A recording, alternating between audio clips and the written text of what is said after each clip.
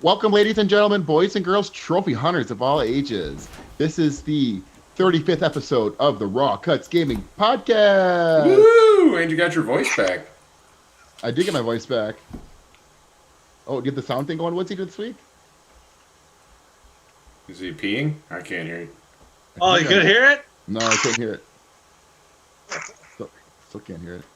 Well, with all that nonsense being said, I'm your host tonight, CJ, aka the Solo Gamer, aka the Trophy Hunter, and I'm joined as always by Mr. Clothing Option himself. He's most definitely not a noob. He's unzipping his hoodie, Big D, aka Nick Gamer. Yeah, I actually think it's too loud, Woods. I think it's shit. Something's noise canceling Filtering you. out or something. Yeah. I'm surprised it doesn't do that when you talk. Well, hate. The hates abound. And you heard him there. It is the hot taken, butter beef making, gamer mediocre himself, Woodsy, aka Matt. Crickets. The crickets is right. That's That's good all one. the millions of fans celebrating this episode. We thank you, the listener, for tuning in for all the rarest takes in the gaming podcast sphere. As always, we bring you all of our own unique takes on all things video games, all while recording and publishing our episodes edit-free. We bring you the podcast via all the listening staples. You can find us on Apple, Spotify, Google, Breaker, Pocket Cast, Radio Publics, and Anchor.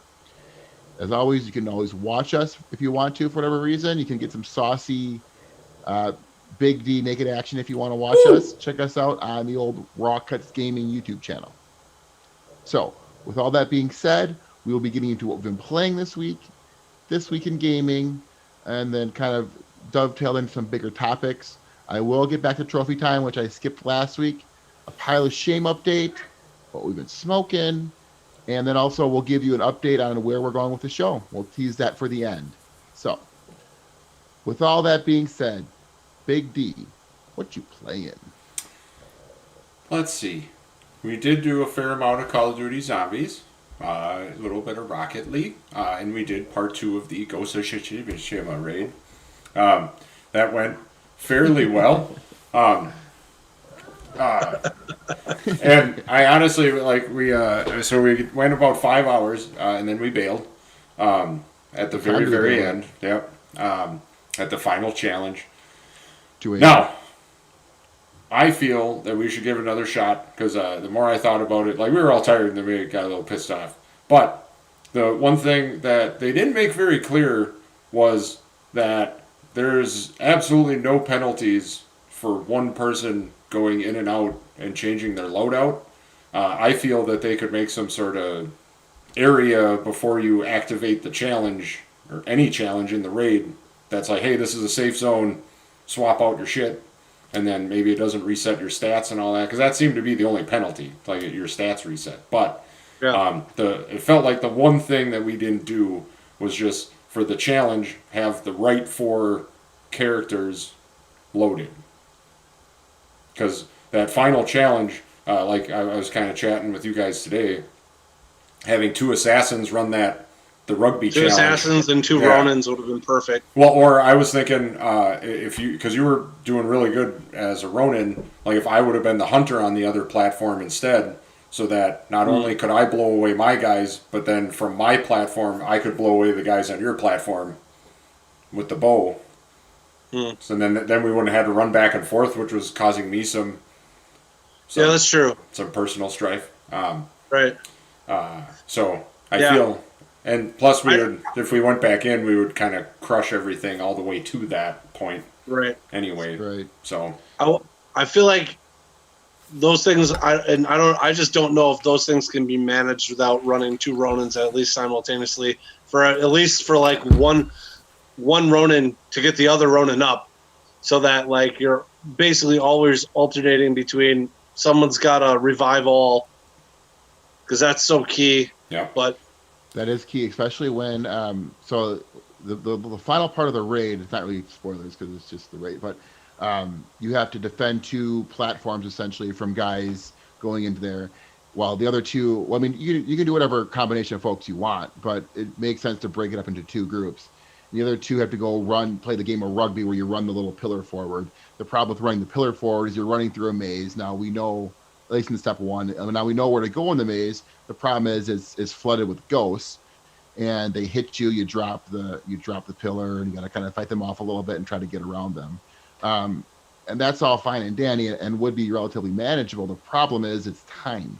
So even if we make a good run, and it's timed in the sense of like guys will fill up the pillars. Right? Yeah, so the two guys on the platform can't let anyone get close to the platform.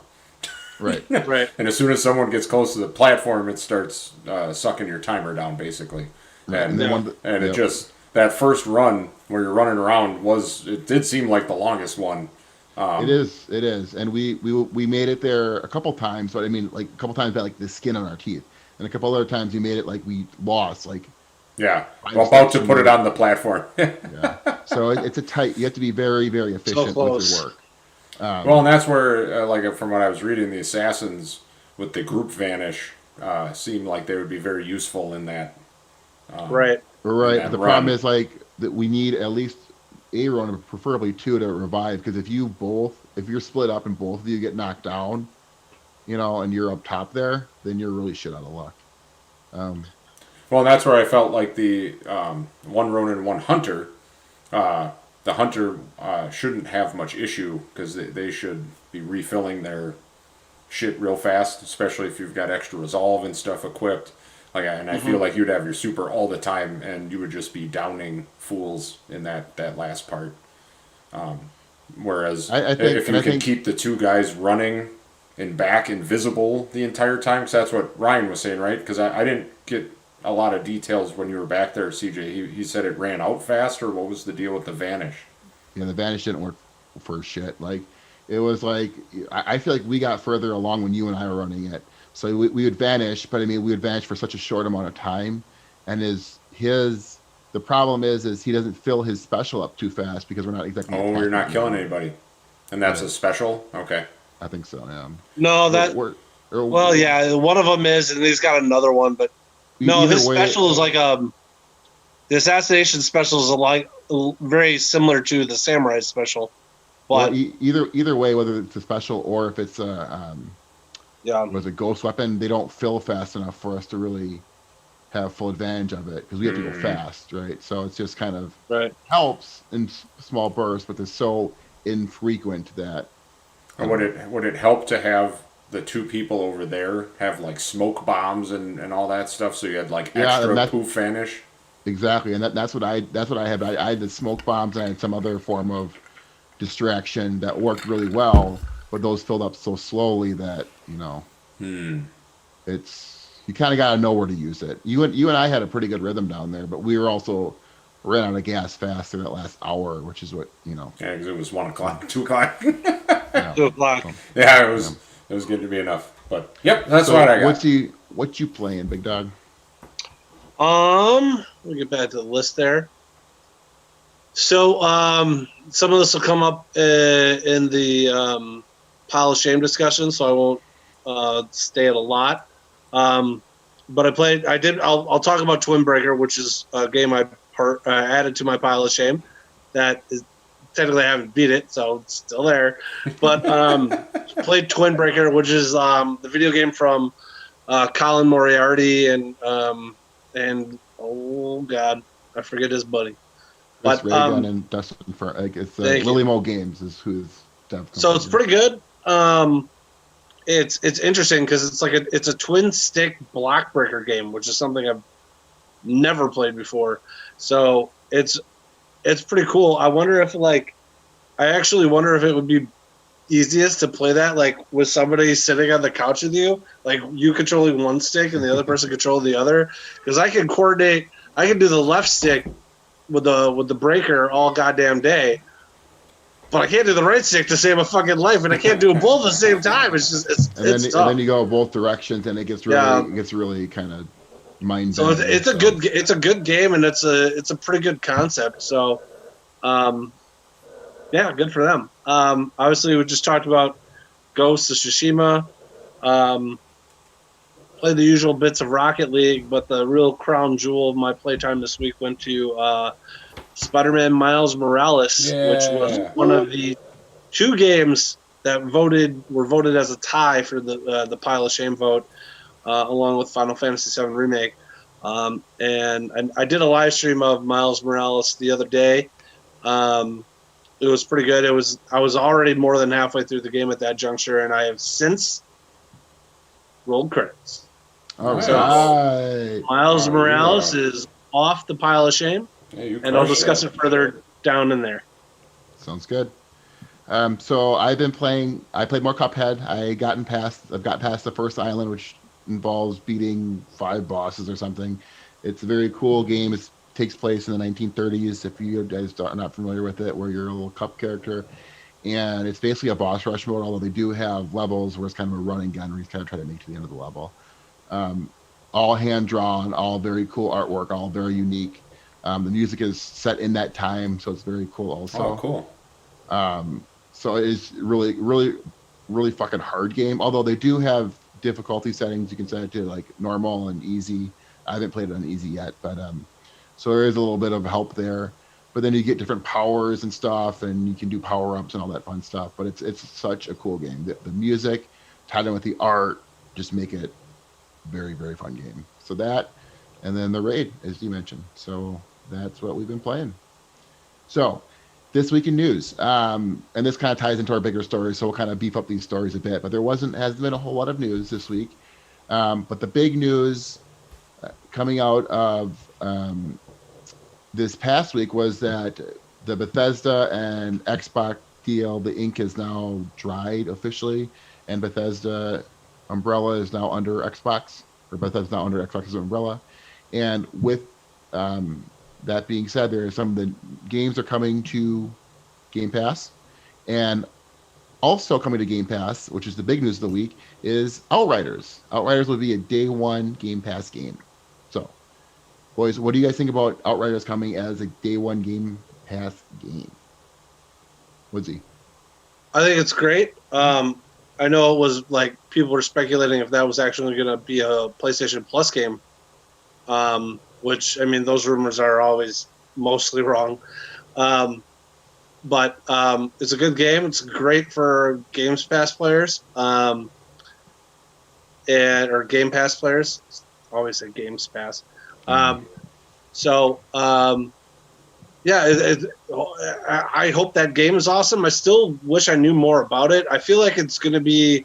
I don't think it's going to be a games as service game, which I hope it's not. I think it's going to be more on the lines of like a Remnant, where you can play. It's a looter shooter, and you can play through with your friends, but it ends. You can max out your gear and stuff, and maybe they'll have some DLC or whatever if it's popular enough. But I heard that potentially some of the prompting for them to make that move was due to the fact that there were actually apparently only 2 million downloads across all platforms for the demo, which was a really substantial and generous demo. Yeah, you could So play that for a hopefully while. this will help spark this game into existence. Which I played it. I thought it was pretty good for what I played in the demo. Yeah, we'll see what happens to it. I mean, but it's great for Game Pass players because they haven't had, I guess, a premier new launch game to hang out with in a bit. And then at the same token, right, that the release schedule for now all of these Xbox first party studios is completely to be determined. So yeah. So one of the things that I think will really benefit this game is, I think you hit the nail on the head there, was the hype hasn't exactly been building for this game, and we have seen a few games come and be this day 1 free game, whether it's for the most part it's been PlayStation doing this, but it's been a big boon for those games. Rocket League being case in point number 1. Fall Guys being number 2. Exactly, spot on there, Woods. So I'm hoping that it is a calculated move on their part to really drum up interest, and hopefully the game is awesome. Part of me worries that like they're going to give this game away for free because they know there's problems with it. I've heard people complaining about various things or commenting on it. I mean, it's a demo, so it's free, so what's there to complain about? Right. But pointing out certain issues with the games, we kind of touched on it the previous week. So there is good news though about the demo, which I also thought was pretty gracious of that studio, is that People Can Fly is the name of the studio. But apparently the demo is just going to stick around. So anybody who wants to jump in and just play the demo could do that, and at any juncture just basically upgrade to the full game. Wow. So that's pretty dope. So awesome. I tried playing it the other night, and I was having problems connecting to the servers, but maybe there was just some maintenance or something. I'll have to re-download that and take a look. Yeah, you should. It was definitely worth going through the demo. It was a lot. Right. And since you like Division 1 too, and then also Gears, right? It's kind of a mashup of those. That's awesome. I wish more games would do this because I think we've touched on it in the previous episodes, but there's no demos really available anymore, or no substantial demos anymore. And no way to try out a game before you buy a game. Steam does it right, man. If you could play it for an hour or two or a set amount of time, and then if you don't like it, then okay, hands free, it's fine. But more places should move to this. Yep, I would love that. Just play it for 2 hours and then redeem it. If not, then whatnot. So especially new IP. I mean, the demo could be invaluable both ways, both for generating actual deserved hype, and then as a good portal for feedback on what they need to amp up in order for it to be a good game. And keep it around, then, like you mentioned, until even after the fact. Keep why not? Going. So with that being said, the kind of the gears in my head rolling, and I've heard people talking about this online, but this is coming to Game Pass, day and date. But PlayStation has also had games come and launch day and date on their platform, like we touched on Fall Guys and Rocket League and other things like that. But PlayStation doesn't really have an answer for Game Pass. Now, I know we speculated at previous events. Will PlayStation make their announcements? Are they going to make a change to PlayStation Now because it technically is a competitor, but no one really subscribes to it, or it's not quite as beefy as we'd like it to be? So, do you guys think, the question I want to pose to you guys is PlayStation Plus their solution as a competitor to Game Pass? In its current form? In its current form. The reason I frame the question the way I do is the games that have been coming out to PlayStation Plus have been significant, right? And they're only available for a month, but they are significant. And in comparison to what Microsoft's been rolling out for their games with Gold, and PlayStation also dropped, 18 or some odd pretty good games. Now they're older, but pretty good games as included for PlayStation 5 owners. So the list, I drove down the list of the last 5 months and put a comparison breakout here, but I'm just going to high level touch on some of them. So this month is Final Fantasy VII, Farpoint, Marquette, and Remnant. Last month was Destruction All-Stars, Control, and Concrete Genie. January was Maneater, Shadow of the Tomb Raider, and Greedfall. So, I mean, you can see that they've really improved on their lineup. Everyone remembers May of last year, and the reason why I bring that up is because that was City Skyliners and Farming Simulator bullshit. Yeah, and that was just an embarrassing output. Microsoft's been kicking out Mar Park Breakout, Vala, Metal Slug 3. They did have a lot of shit 5 last year, but it's a lot of shit, right? Spot on there. So what I'm wondering is are they just going to have PlayStation give you substantial games, whereas on Microsoft now they have all of Bethesda's games on there, like I mentioned earlier, but they don't have a lot of first party studios to offer you. So you shook your head no initially? I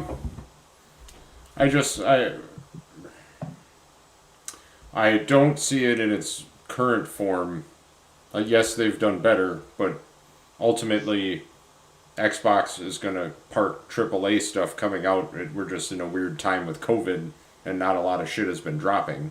But that's where Game Pass is going to be, where day one, you're just going to download something as part of your subscription that's a AAA blockbuster thing. That's not what PlayStation Plus is. So, while yes, the content has been better, And to the point, like Woodsy always makes, that's a good thing because now there is a Game Pass, which means PlayStation Plus had to amp up what they're doing, but their ultimate games as a service model is not here yet. So Woodsy? I think it's an interesting and hard comparison to make because they're not currently like services, right? What like Xbox Gold is the equivalent to PlayStation Plus. PlayStation Plus is not the equivalent to Game Pass, and the costs associated with those services reflect that. So, like for Games Pass Ultimate, for just regular Games Pass, it's $10 a month. For Gold, it's also like $10 a month or whatever. But to play Xbox like online multiplayer games with Game Pass, you have to have Xbox Live Gold, unless you have Game Pass Ultimate, which is $15 a month, which also includes Gold and the ability to play those games on PC. So Ultimate is obviously the better deal when you break it down like that.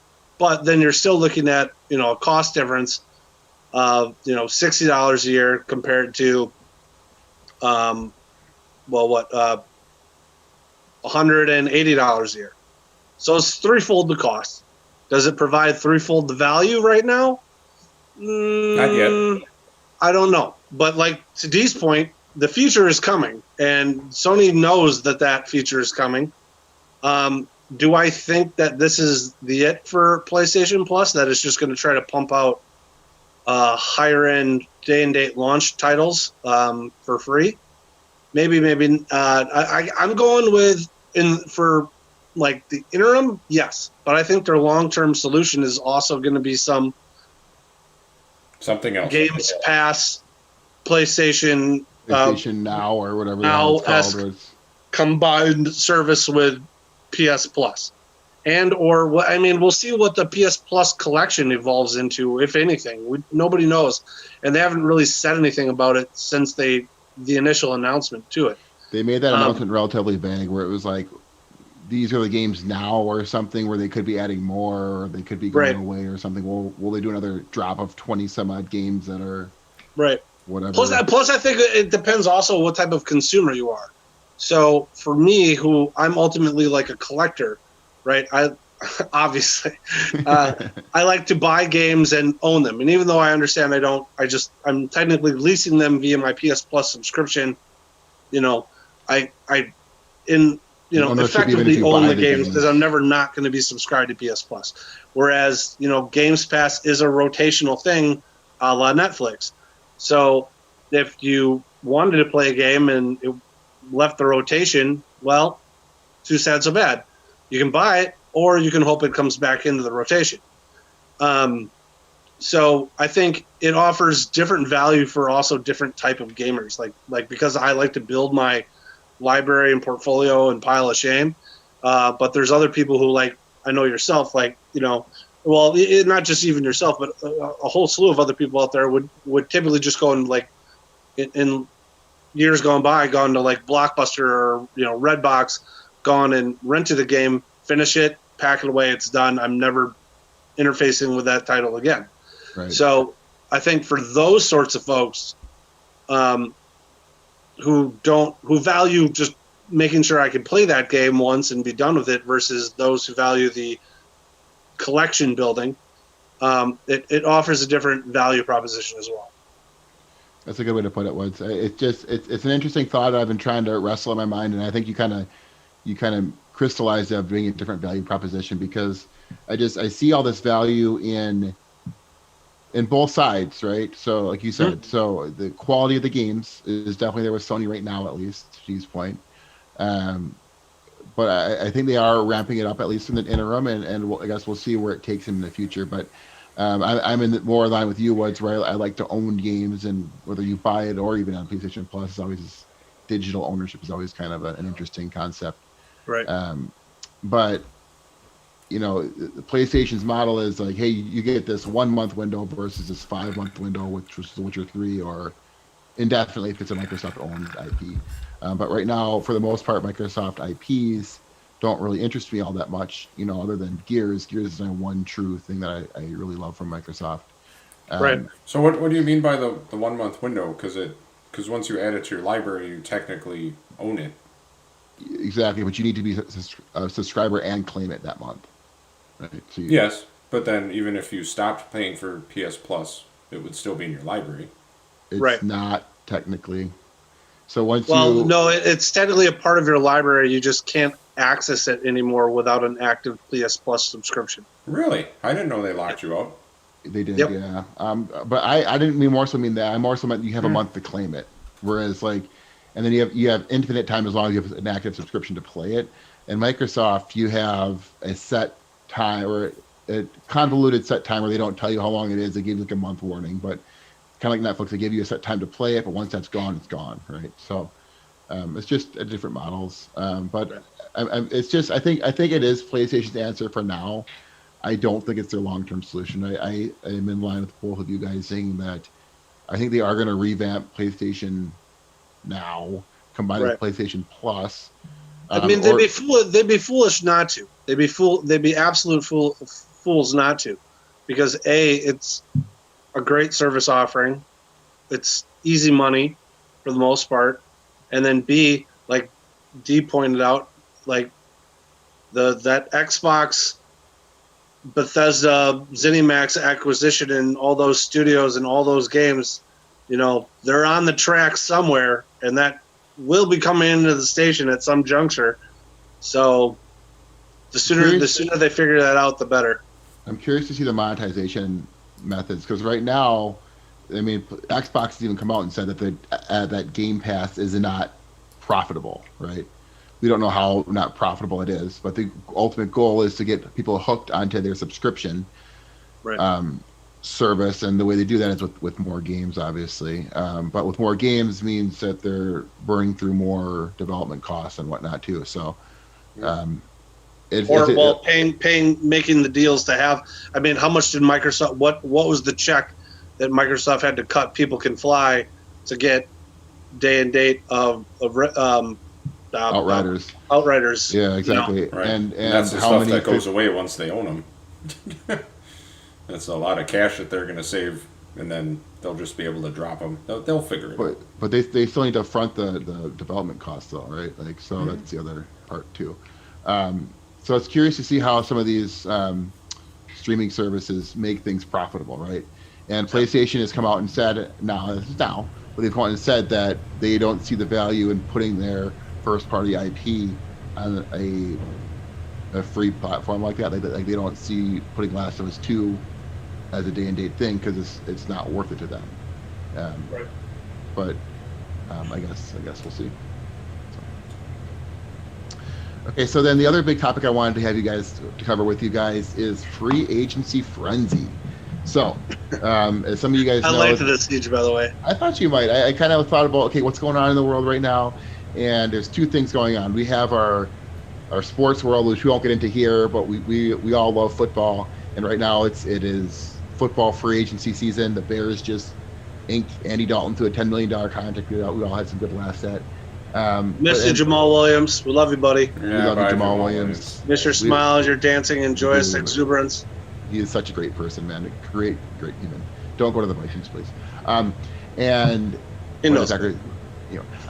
So anyway, and also Microsoft just inked Bethesda to their free agency deal. So I want to pose a question to you guys, and you guys can take it any direction you want. But I thought I threw out some ideas. I put some down. We'll see where it goes. But the Patrick Mahomes of free agency. The Patrick Mahomes if he free. Yeah, exactly. So, which studios would you guys like to see Sony and Microsoft buy as a free agent? I have 3 different categories. We can go through them all that way or however we want. But I have my dream scenario. I like the way you laid it out. Okay. Why don't you go first? I'll go first. I'm the one that did it. And you guys, so I have my dream scenario for each one of them, which is like, hey, either personally that I think this would be a great dream, or for them, like, hey, dream, this is a big, great, huge win for us. This is really going to bolster our lineup. Realistic, which is kind of like, hey, this is just actually could happen. I actually think it might happen. And then here's a pie in the sky. Here's Patrick Mahomes being franchise tag twice, and he can't be franchise tag again. And all of a sudden, Jerry Jones comes and dumps like $1 trillion on him. Pie in the sky. So, with all that being said, my dream scenario is a personal one, is for Sony to make it official and ink FromSoft to an exclusive rights deal. They've had some really great IP out there between Demon Souls and Bloodborne, and then they kind of dropped the ball in the Dark Souls series when they didn't want to publish them. And they also have Discerne, which is like the VR title or whatever. I think it's only on PlayStation VR. I'm not 100% that, but I think this would be a good match for Sony to lock up. It's more of a niche company, but genre, I should say. But I think this would be a good signing for Sony. But they produce a lot of other IP that they just haven't utilized in a while either, like the Armored Core series. Armored Core and Metal Wolf Chaos and everything like that. So apparently they're working on 3 titles right now beyond just the one with. I want a new fucking Armored Core, so I hope that's one of them. Yeah, so I think Sony would be wise to invest in FromSoft. And for the other one, I think what will be a dream for Microsoft would be to lock up Square Enix. This is a publisher that's kind of been rumored around to be for sale, and they have some really good IP that I'm actually interested in. The Bethesda signing to me was a big one for Microsoft, but they're actually IP. I don't play any of their games. I don't play the shooters. I don't play Fallouts. What games do they have? Square Enix. Yeah. They do a whole bunch of so they have the Final Fantasy. They have are they into the they do a whole pile of games. Yeah, they do a huge. We just look up they are themselves also a publisher and a developer. So Final Fantasy, Avengers, Yep. Dragon Quest. So this is more of the JRPG, which is not really known to be on Microsoft, Kingdom Hearts. So this is kind of why I think that this would be a good way to bolster and round out their catalog of games.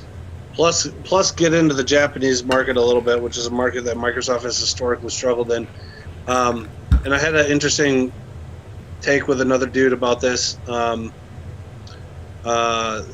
a forum the other day. Well, I was like, well, why would they do that? Because, for PlayStation over the last couple of generational cycles, like Japan has only accounted for 7 or 8% of their, total presence insofar as I think it was console sales. If it was revenue, that's a different story altogether. But I think it was console sales. So, but the guy made the point was like, well, console sales is not obviously Microsoft's ambition. It's buying out IP and properties so as to make it exclusive to Game Pass. God fucking damn it. You know what you mean, no worries. To then get people to subscribe, and I'm like, yeah. And yeah, anyway, but so they have a whole lot. So it's tough to tell though. Like, so Tomb Raider also is in there. Tomb Raider. Let's see. Some of these, it's interesting because they're just the publisher, right? They're not it's kind of hard. So Nier, I believe they're also just the publisher for. Deus Ex, I believe they are the publisher and the developer for the Deus Ex series. Same with Just Cause, and I think Sleeping Dogs as well, which I'm shocked that hasn't gotten a sequel yet. But yeah. So. And then, so the next category, I think we can both kind of touch on with Zeke because we have some overlapping here, is for the realistic ones. Now, these are ones that I think might actually happen. Sony buying Bluepoint. Bluepoint is this developer known to kind of be the remake developer. So they were in charge of the Demon Souls remake. They were in charge of the Shadow of the Colossus remake, among others. So I think that would be a good way for Sony to buy that developer, lock them up, and have them be their and maybe I don't know if they want to do this or not, but they seem to keep doing it. Be the remake company because they've clearly shown they can do a really good job with their remakes. Mm-hmm. And they did the Uncharted collection. Oh yeah. Yep. Gravity Rush Remastered. A whole bunch of stuff. They've done some indie titles. They did a Metal Gear Solid game as well, a remake of that. God of War collection. But you're right. Yeah, they've basically been Sony's in-house remix studio. Right. So some say, why buy the cow when you get the milk for free? But I think it makes sense to lock them up so they don't, get a wandering eye and head over to Microsoft. So. And then the other one I said for Microsoft would be to lock up WB Games. This was one of the rumored things that I was terrified about because I didn't want to lose both my beloved fighting games, Injustice and Mortal Kombat. But I think that'd be a good purchase for them to make that official and bring in the DC IP that WB kind of has the rights to, and the playing games. Did they run all the Gotham games and stuff too? Well, yeah. Like the Arkham series? Yeah. Or was that someone else? Well, they published that stuff, yeah. Yep, and I think they're same also with Lord of the Rings, I believe, as well. Like the what was Middle Earth, it? Shadow of War, or Middle Yeah, Earth. the Shadow of War. Called Lord of the Rings, but it's Yeah. Yeah, exactly. So I think that'd be a good purchase for them. That would also kind of beef up their first party IP. So. Right. So do you want me to finish out mine because I know. Okay. Yep. And then the Yeah, last it's one gonna be I you and have. Woods. I don't know anything about publishers and developers. Okay. But Maybe you can just kind of chime in where you see fit. And then the Pie in the Sky. So this one we also had kind of a similar vein, and I think you wrote it up better than I did, Woods, but it's Konami. Konami is my Pie in the Sky for Sony, and more specifically their IP. They're not good stewards of their IP. Now Metal Gear is dead on the vine with Kojima being gone, and then also Silent Hill, also another dead IP. Castlevania, another dead IP for them. So these are all really beloved IP that they're not being done because Konami is raking their money in via pachinko machines, which is great for them. And Pro Evolution Soccer. I think that's the only game they make anymore. Let's take Konami's IP, but leave Pez. I think and I'm with you there. That would be that is my listed Pie in the Sky dream acquisition. I don't know if they'll do it because they can print money with Metal Gear Solid and they can print money with Silent Hill. So I think it would and they already do print money with all of their gambling machines. So I feel like if they're gonna, I feel like they've now kind of opened the door to leasing out. They're licensing out their IPs to studios who want to use them, which is kind of the thing I think they're going to continue to do, because unless it's going to be a hostile takeover situation, I wouldn't sell those IPs. They're too valuable. I would just lease them out and take a free cut. I have no idea why they don't lease them out, because I know that they don't want to be behind developing games anymore, but why not just lease out that? Take that free cut, get that money. Or you do Shark Tank style. You sell them, but you just keep a forever royalty on anything associated with them. So then you just keep printing your own money, even though you don't technically own it anymore. Exactly. But I would like Sony to get that IP so we can get some of those awesome games back in rotation. And then the big one that I have here, and I actually had this one on the other column before. I saw this and I was a bit of shock. I was like, okay, what is the crack that CJ is smoking? Because that is some good shit. Shoot. I want Microsoft to acquire Nintendo. You want now? Is that you actually want that to happen, or is this just like for the sake of conversation? the sake of conversation. I initially had all Sony, and I'm like, well, I can't just make this all Sony. So Sony gets all the good shit. yeah, if wearing my Xbox, yeah, exactly. That's what I was like. Initially, I had Gunfire Games as being my pie in the sky for Microsoft, and then I thought that was a little harsh. So, I wanted I think Nintendo would be a good purchase for them. Nintendo, we've touched on it, guys. Like, why doesn't Nintendo just be a software development company and get out of the hardware business? Well, Nintendo and Microsoft may seem like a little bit of an odd pairing, but Nintendo and Sony have their history, and which is not checkered at best. And Nintendo and Microsoft have played better. There's been those rumors about Game Pass coming to Switch, and Microsoft and Nintendo came out with a Fortnite thing where they had the two colors side by side and tried to dunk on Sony, and rightfully so. Microsoft swings for the fences, buys Nintendo, or at least Nintendo's IP. Nintendo's gets out of the hardware business, and then you can play Mario Party, Zelda on Game Pass day and date, and then all of a sudden Game Pass sales will skyrocket. Yeah, I don't even know that they would necessarily be all the way out of hardware. It would be that they'd be out of the console wars on trying to keep up with everything. I think in this scenario, Nintendo would also lend to the interesting peripherals, of which Microsoft has nothing.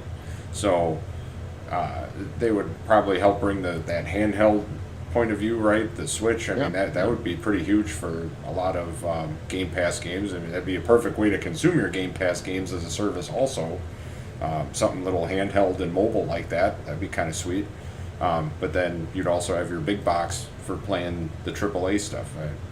I don't see that as a weird pairing at all. They would help them with their niche shit. And probably the VR. And go ahead. Just because, I'm in this world, and this is an apt comparison as to how pie in the sky this idea is. So they acquired ZeniMax and Bethesda for $7.5 billion. You want to guess what Nintendo's market cap is? 50? 73 billion? 73. Oh, you weren't too far. And how much is Microsoft worth? I don't know, but they're fucking sure as hell not going to spend $73 billion and pay the premium cost to do the hostile takeover to acquire Nintendo.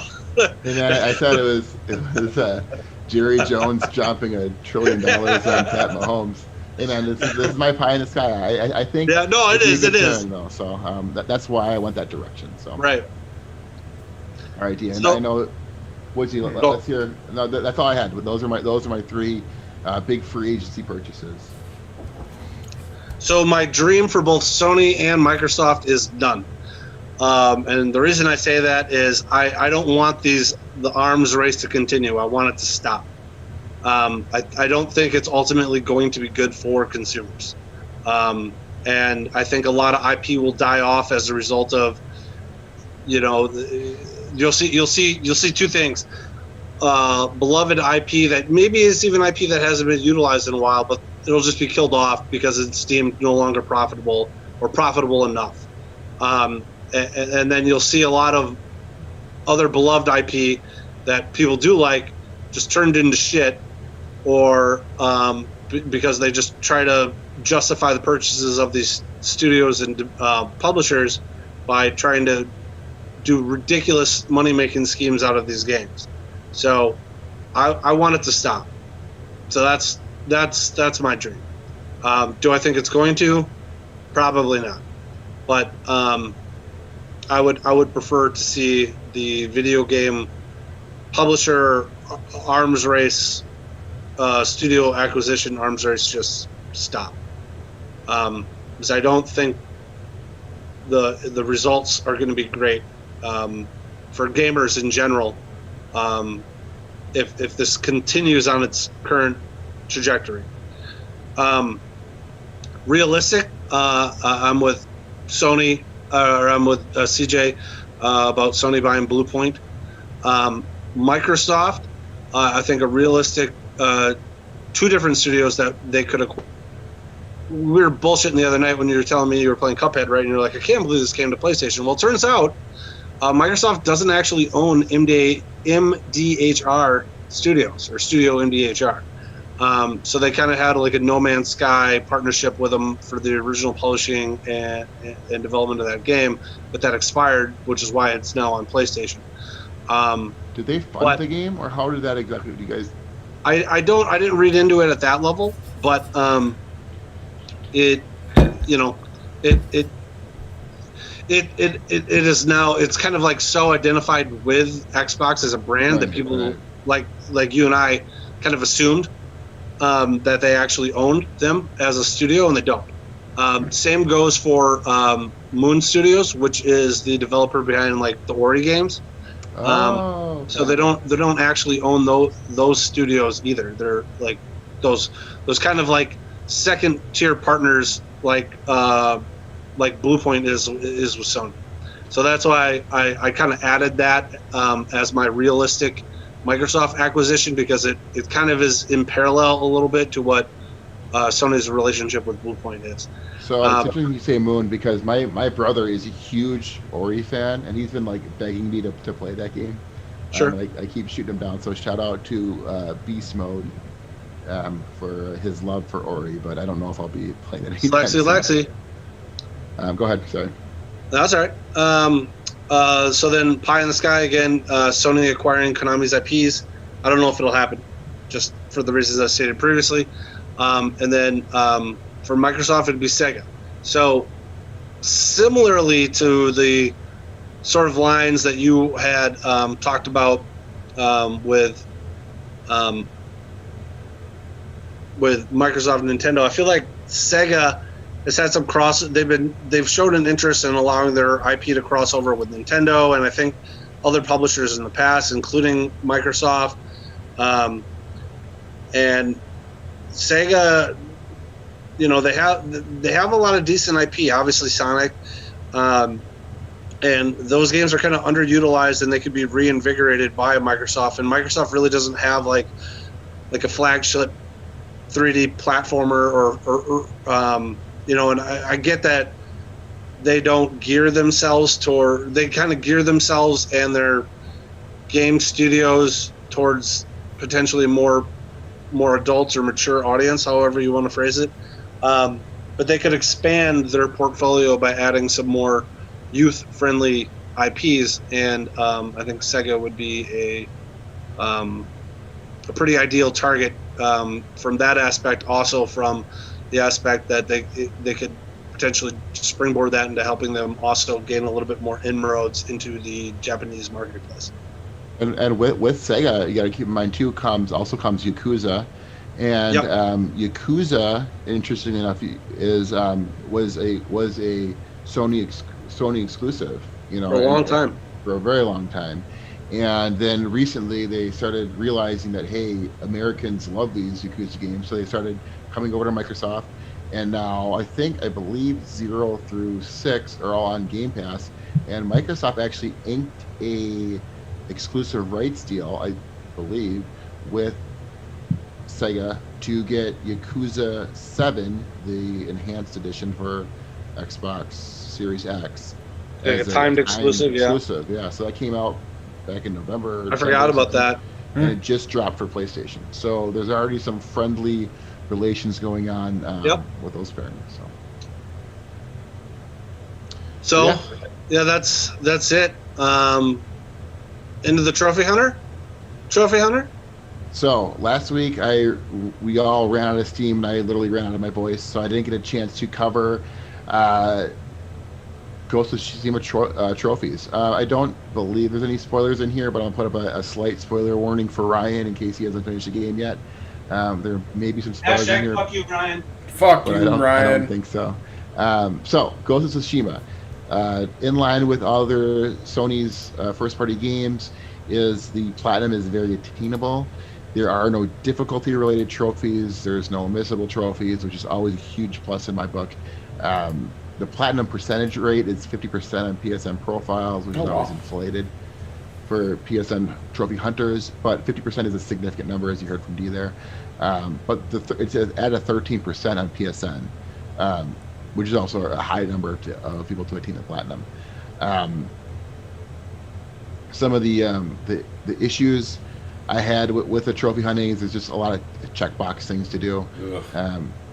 The liberation trophies, so you have to basically wipe off each map, each of the 3 acts, wipe off the whole map, constitutes as a trophy for each one of those. And So you mean there's all just a the- lot of camps. That's and the a lot camps of and shit.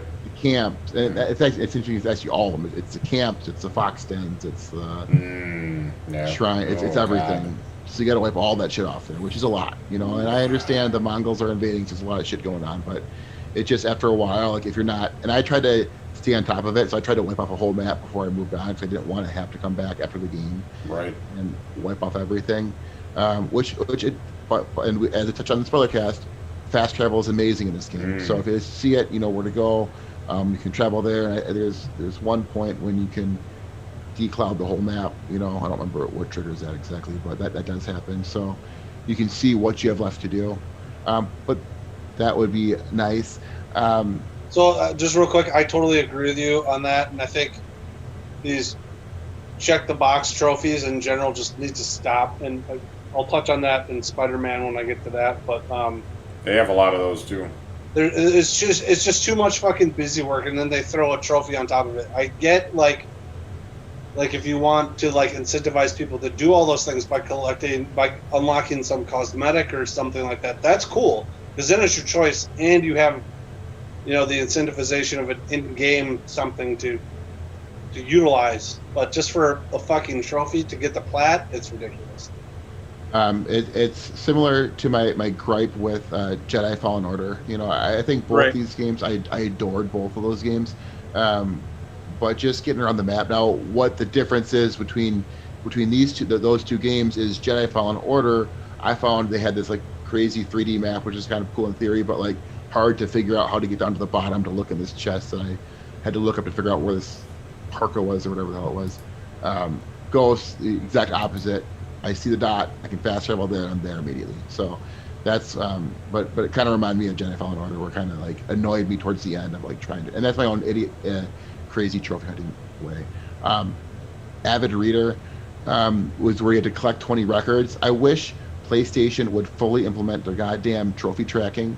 I've seen it in some places, but not all of them. So you have to collect 20 records. I wish you would tell you how many records you were at. I mean, you can go into the menus, and the menus are pretty in-depth once you get in there, and you can kind of hash your way through it. But why can't I just go on my trophy list and say, hey, you're at 19 of 20 or 18 of 20? Right. So I wish you go there. So overall, I would give this trophy list an 8 out of 10. So I quite happy with it. Just a couple of bones to pick. Now, a couple of trophies I want to touch on before we kind of wrap this up. I don't want to go too long here, but there's a trophy called the Cooper Clan Cosplayer, and you need to dress up as the legendary thief. You basically have to dress up as Sly Cooper, which is another one of Sucker Punch's IPs. So you can attain various things. It's an Easter egg trophy. And I said I'm a sucker for these. Nice. Very good. Pun intended. Whoop, whoop. Nicely done. But to get this, you have to go to the Pillar of Honor, which is in the 3rd area, and you get a sword kit. And then also you have to scale a temple in Act 3 and get a headband. And finally, you get the armor by completing one of the mythic tales, the Unbreakable Kosaku. It is. Kosaku. So I'd like your take on those sorts of trophies, because it is cool. It's a cool Easter egg, to be sure. But like I remember when I first talked about this game back in December or whatever, right? This was the one I had to look up, because it is, if you don't want to spoil for yourself what are the hidden trophies that are missing, right? Like, you would have to just fucking stumble upon this by absolute random bullshit, like by just playing around with your costume and accessories to even pop this thing. Right. So, as cool as these trophies are, like, I have to imagine, as someone who is pursuing trophies as like part of their game enjoyment thing, like, there's almost no point to these, because you're ultimately going to look up what the fuck you have to do for this anyways. I don't know how. I And don't know it's like, how you oh, find that, that's actually. cute, and I could just do it, but you would never find Yeah. that on your. How would you do this? Not You would looking have it up? to you'd have to pay attention to what you're collecting, and think, hey, that sword kit looks weird. That looks kind of like a tail when I put it on. That's weird. and then you get the headband. Like, hey, I recognize that headband from somewhere. Oh, that was from Sly Cooper. And then you're like, well, I wonder if there's a chest armor kit. And you look through your chest armor kit and you see all of it. You put it all on, the trophy pops. It'd be such a cool moment, but no one's doing that, right? Like, Right. that is such a rare trophy to try to pop naturally, and that's kind of the gripe I have. It's just, but there's a lot of trophies like that where like there's no way in hell any person's going to come across this naturally. Right. But you look it up, you pop it, and it's kind of cool. Which is the exact opposite of one of the trophies I want to touch on. It's called Witness Protection. For as annoyed as I get sometimes of like these trophies that are not attainable at all by just naturally getting them, when you pop a trophy for doing something and you had no idea that you were going to pop it, similar to me punching the dude in the nuts on Woods' VR 5 times, and I popped one of the trophies for that. Right. There's a trophy called Witness Protection, and in the game, as you roll your Legend of Ghosts, guys will run away from you scared. Well, if you shoot a guy in the back when he's running away from you scared, you get a trophy called Witness Protection. So you shoot the guy in the back, and you're like, ha ha ha, I shot that asshole, and all of a sudden the trophy pops. Like, oh, sweet. And that's Right. similar to Have a Nice Fall, where you can kick a guy off the ledge. You kick is one of the moves you can get, and Right. hands on. You kick one of the assholes off the ledge, and you're like, he's not going to be a ghost, so she's human number 2.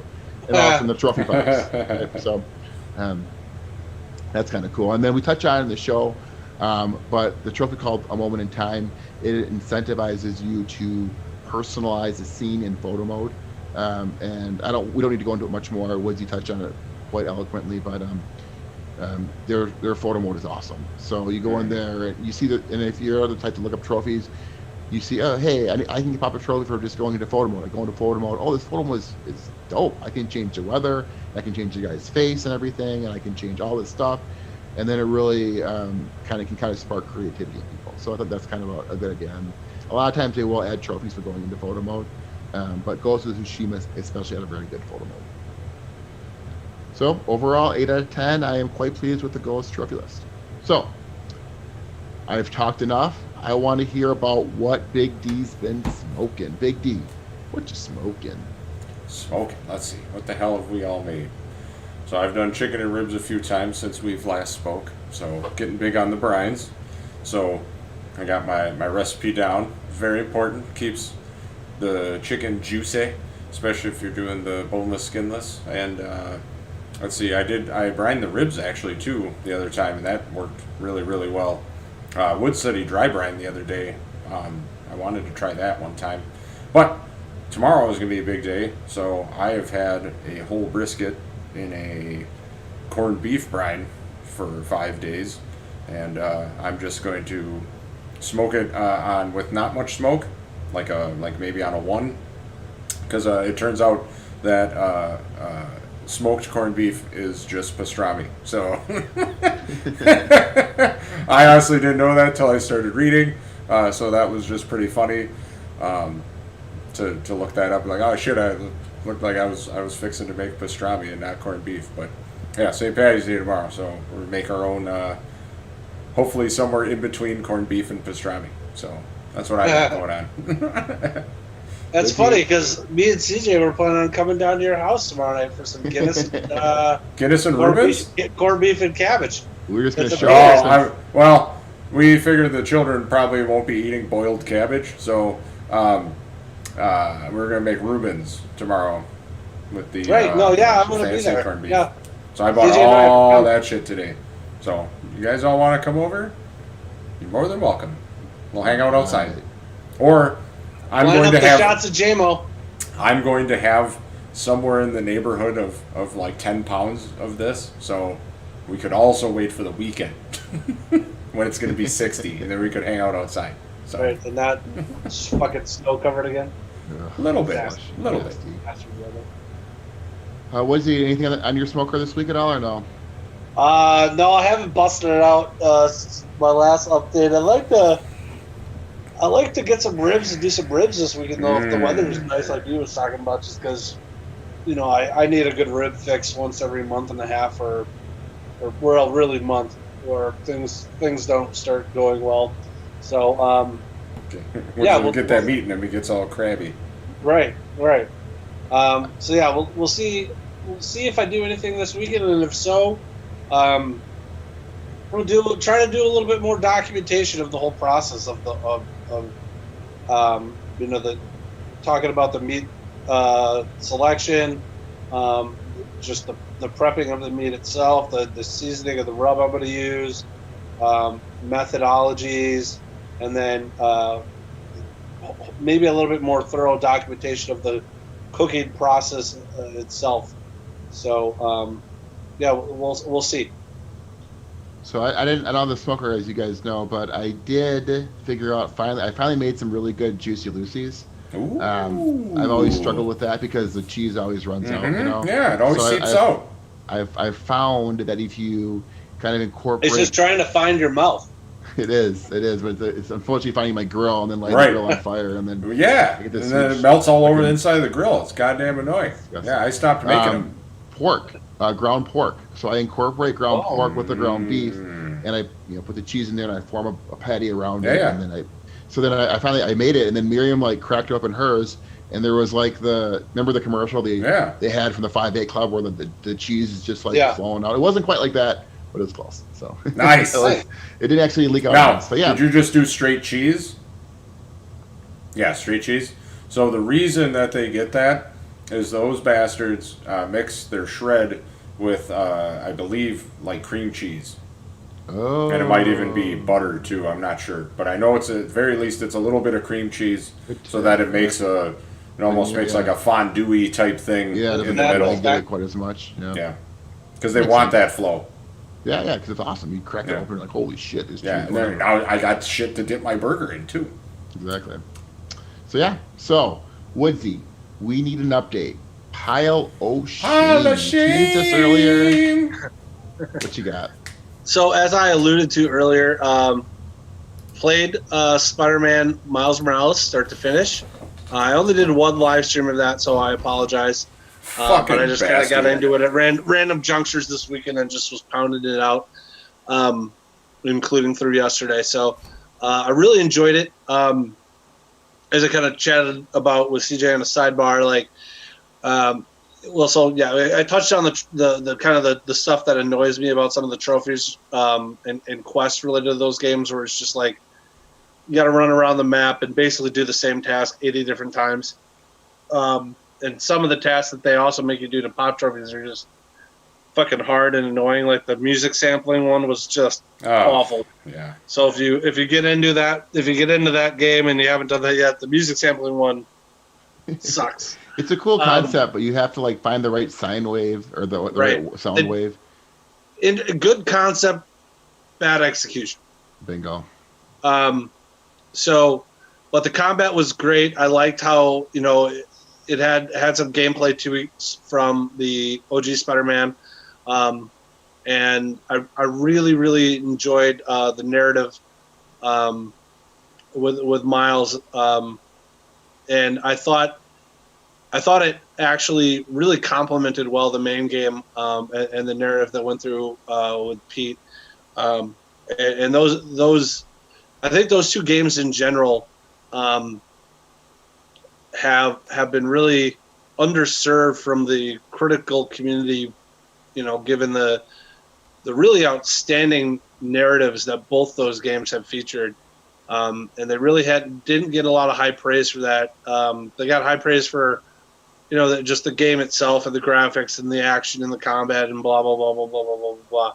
But you didn't hear a lot of noise about the actual narratives for both those games. And I thought they were both outstanding, absolutely outstanding. So both are tearjerkers. And I don't really think one was better than the other. I think they were both just absolutely phenomenal. So if you get a chance to play Miles, I would highly suggest doing it. It's not as much of a slog as the original Spider-Man is, but I would say it is longer than all three of the OG Spider-Man's DLC packs combined.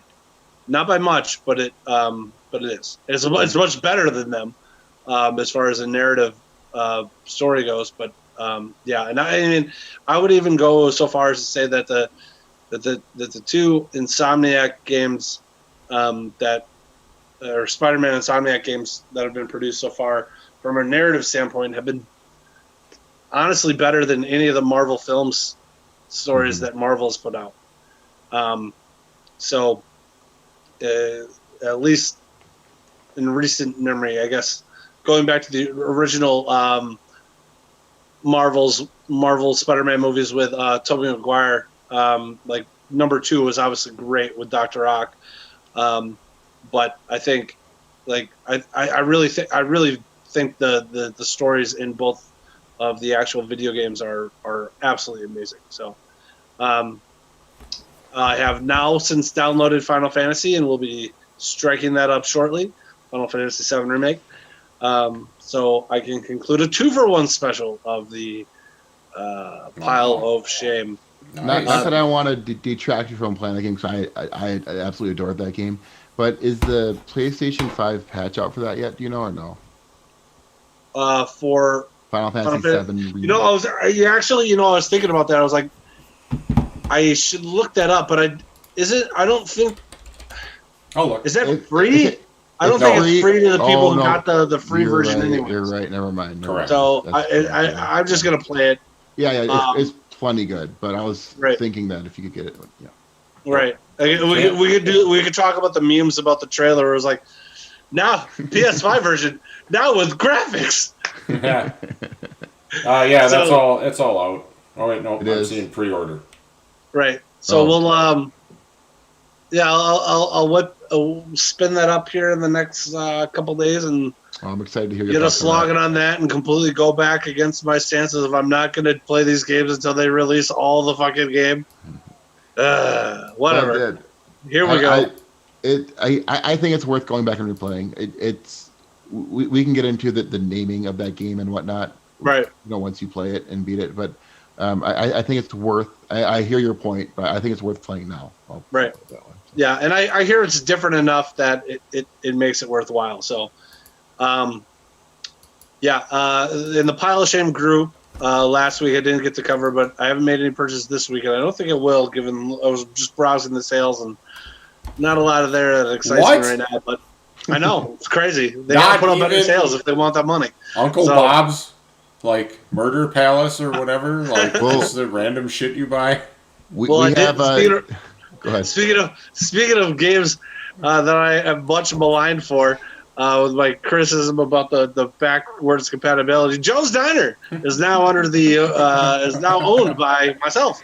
So I purchased Joe's Diner in a bundle with Pineview Drive for all of $5.80, which fuck if what I know Pineview Drive was, but it was this whole 80 cents more than just buying Joe's Diner by itself. So I was like, why not? I also got Pistol Whip, which I finally I went out, and I don't know if you can, I'll tilt it.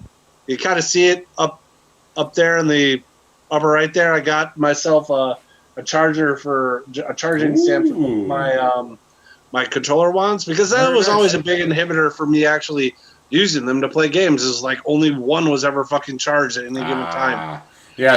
So what I did, I actually went out and bought a USB hub. Hub. It was not even a splitter. I don't even have it attached to the PlayStation. So it charges everything at the higher voltage rate, the newer voltage rate, 5. But it's got 12 ports. So then I went and just bought a bunch of 1 foot cables, and so then I stuff all my controllers and shit, and it's all just charging at the same time under my desk. Because you keep thinking of like what you did, right? But then in my mind I always scale it out. It's like, well, so now I need a fucking stand for my PS5. And then I have the old stand I had for my PS4 controllers. And then do I get a stand for the wand, and then a stand for this, a stand for that? I'm like, fuck all that shit. I just need the cords.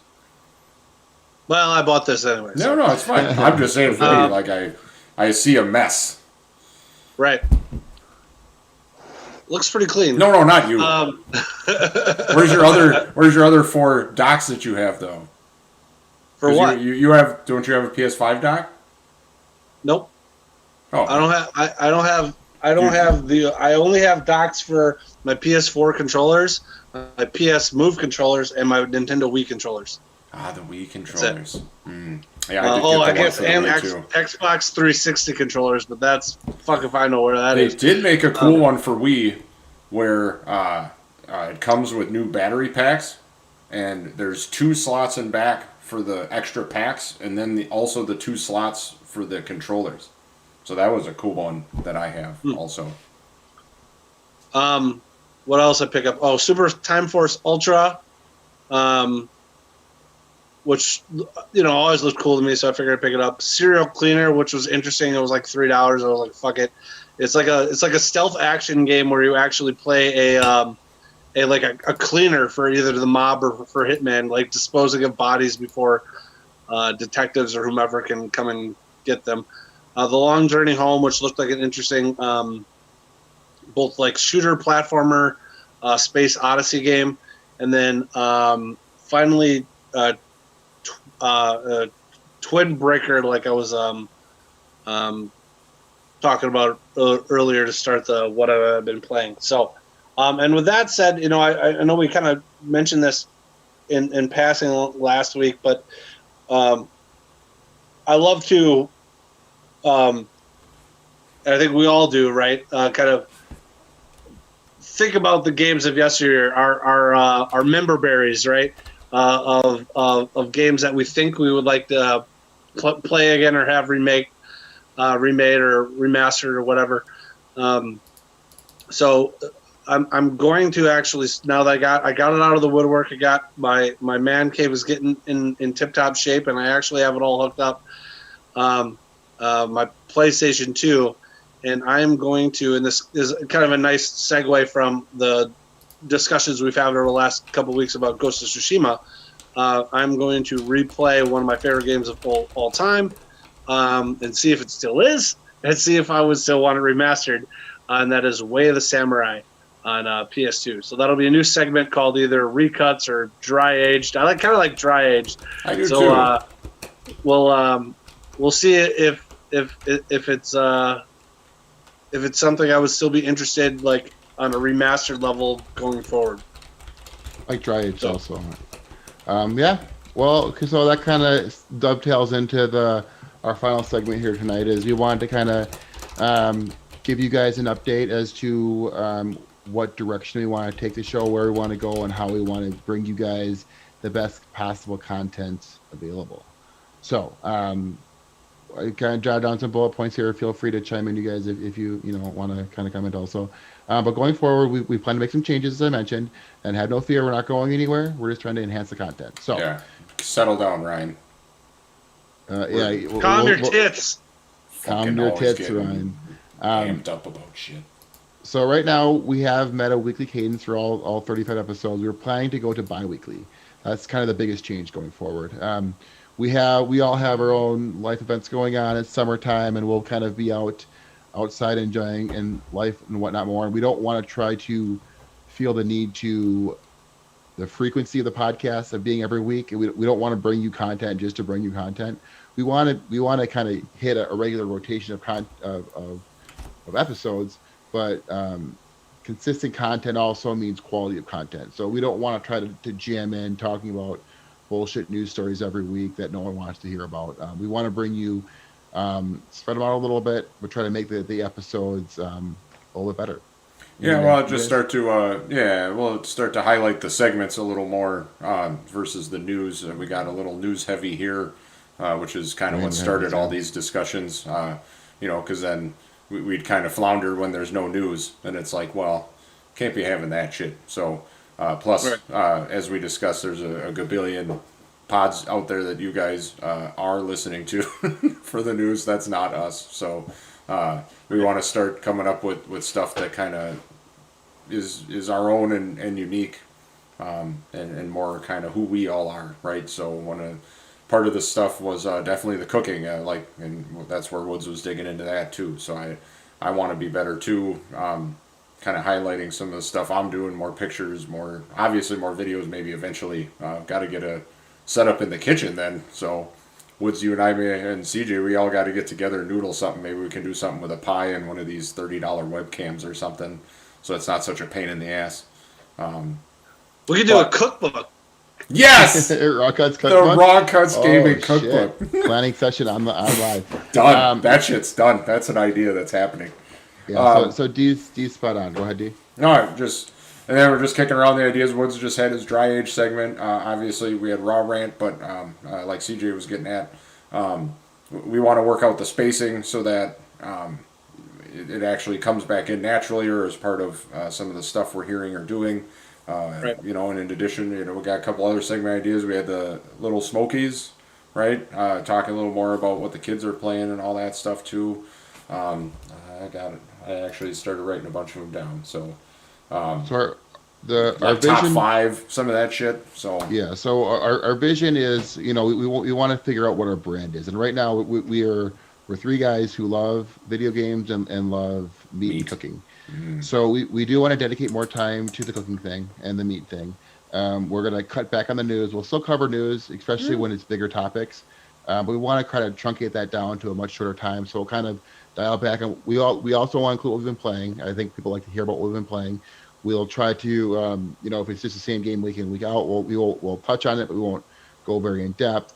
And then until we do a spoiler cast or what have you, right? Until we do a spoiler cast. So then we'll also have a big topic every week that may dovetail from the news or may dovetail from something else. But we don't want to try to constrain it to a set amount of time for the big topic. We feel like some of our best content has been some of these longer form discussions, or we go into spoiler casts, or Woods had his discussions on box art or top 5s, or like Dee mentioned for the other segment. So we want to have the ability to really focus on something, or we all could give our opinions. I think Dee gave some really, really good content in the Ghost of Tsushima spoiler cast, how that kind of touched on his life. So did Woods. So we don't want to do spoiler casts every week. That's not who we are.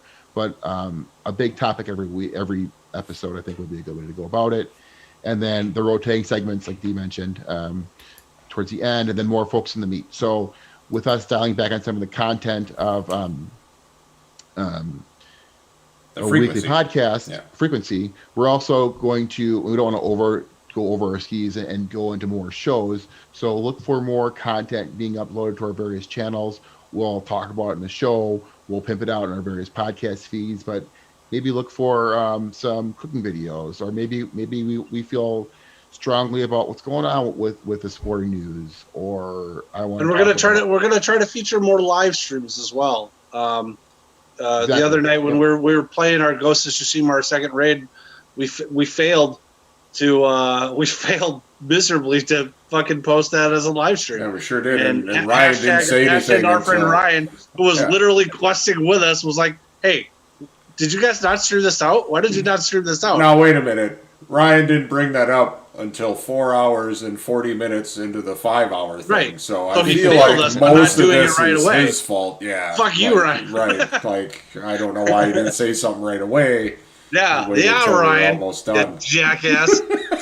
No, but I think the point is you know, we really like CJ was saying, you know, kind of our longer format conversations and having more in-depth talks rather than kind of that surface level stuff that you can really get anywhere with the discussions or you know, news du jour, whether it's just like basic somebody's Twitter feed or listen to a myriad of all the other millions of top like news topical related gaming podcasts or videos.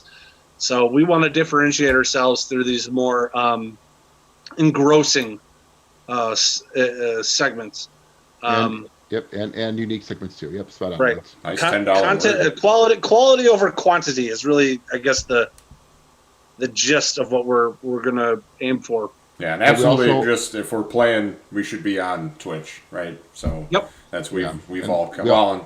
And CJ doesn't super like that, but we're working on something too with that. With maybe we review it later or whatever, so they, you know, we don't have to be live. It's not the whole point. He's gonna wear a mask. He's just gonna wear a mask. And you can maybe do that thing where it hides your voice. He's gonna wear. It'll be like the Richard Nixon mask from Point Break. It'll just be super creepy. It's his protective layer. He doesn't feel naked. Can we get him to have a voice modulator also, so that it sounds really creepy? Yeah. Hey guys, I'm gonna play Dark Souls. Some other ideas we're kind of kicking around is possibly bringing some guests on, so keep an eye out for that. Does Obama. hashtag our friend Ryan actually exist? Brett Favre is actually going to swing over. Brett Favre, Brett Obama. Favre. Yeah. Brett Favre. These are just on our list of people that we're calling. Shaq's been I invited. mean, me and Favre go back. Yeah. Maybe I can get Cisco on. Yeah. One of my neighbors. Let's go, Little Wayne. But, We're gonna send these guys messages to see if they'll be on the show. So we do have some people in mind, and some people Shaq. who bring different perspectives. Some actual people that bring different perspectives. That I don't want to call out right now, but keep an eye out for some special guests here and there. So we think their content can kind of enhance this. So I think that covers it, guys. Anything else that you guys can think of at all, or no? that's it. Stay tuned. Stay tuned, and please stand by. You bring out your that South Park episode you had, Woodsy, was some of our best content too. Oh, That's true. All right. So while Woods fumbles over his not getting anything. that's it. It was just dead air for me and D. Which is pretty perfect for us. With all that being said, that concludes the 35th episode of the Raw Cuts Gaming Podcast. Thank you, the listener, for tuning in to our uncut takes on video games. We hope you join us each and every week for more Raw Cuts Gaming. If you'd like to be part of the conversation or just tell us how much you hate us, please do so on Twitter at Raw Cuts Gaming. If you'd like to see the podcast in the video format, check us out on the YouTube channel, like I mentioned earlier, Raw Cuts Gaming. And if you want to send us emails for topics, suggestions, or anything else you may want to send, Adult content, maybe. rawcutsgaming@gmail.com. So, if people want to reach out to you, where's the best place to do so? I am at NakedGamer84 on the Bird one, and then I am at Noob with the zeros _ Naked Gamer on the Twitchy machine with the videos. Woodsy, if people want to find your hot takes, your Twitter beef makes, where's the best place to do so? Upper Decker Photos. Well, I did get kicked off of Twitter this week, so you can still find me at Woods _ Wads Did you on make your Twitter, backup yet? and at Raw Cuts Gaming on Twitch, and coming soon to a Twitter burner account near you. George Clooney loves fast cars. It's so much better as poor man's George Clooney. Poor man, yeah. You just got to do it now that you said it. It's Right. It is what it is. It is what it is. And if you want to find I mean, me, come on here. Poor man's George Clooney. It's perfect for a B movie. if you want to find me, your resident trophy hunting host, you can find me on Twitter at CJ Reindel. Woo! Thanks, Ryan.